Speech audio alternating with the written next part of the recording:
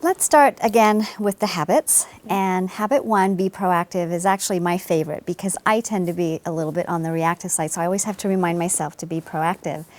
So for facilitators, what are some key points or some key insights for them as they're teaching and facilitating be proactive?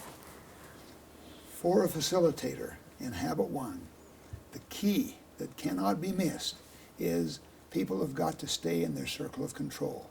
That is your proactive circle, that they can control their mind, their thinking, they can control their attitude, their behavior, their actions, but they cannot control other people. If people miss that basic idea that they're responsible for their own behavior and their thinking, then they kind of miss the idea of be proactive. Now, what about being reactive, sweetie? Well, I'd say to really understand what it means to be proactive, you have to understand what it means to be reactive. And when we are proactive, we choose our response based on our values. When we are reactive, we act in the moment, whatever's just happened to us. And it's important that the people realize as human beings we can choose. We can choose our response. Some people think that they can't. Some people think, I was just born this way. It's in the genes. Some people say, it's my early environment. I only grew up around reactive people, so of course I'm reactive. Or it's my current environment. It's my boss or my wife or my husband. It's he or she who makes me reactive.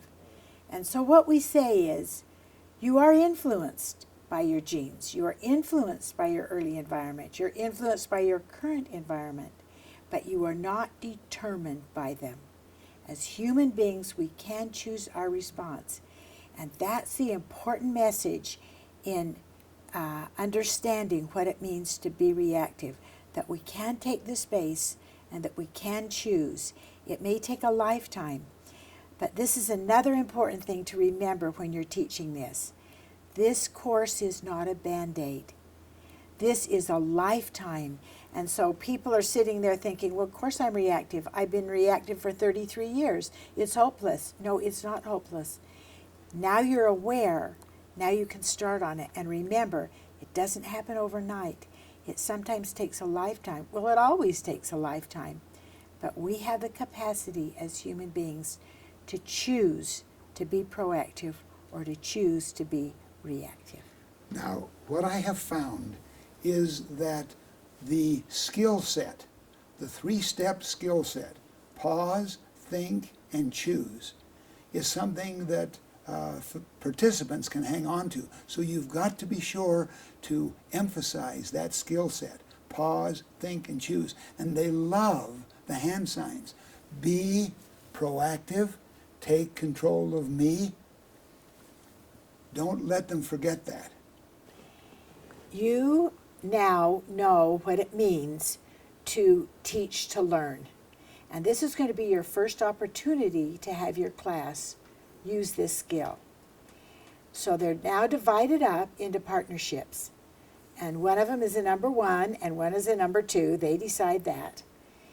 In their partnerships, before you leave this habit, would you please say to the class, would number 1 please teach number 2 what it means to be reactive, and number 2 teach number 1 what it means to be proactive.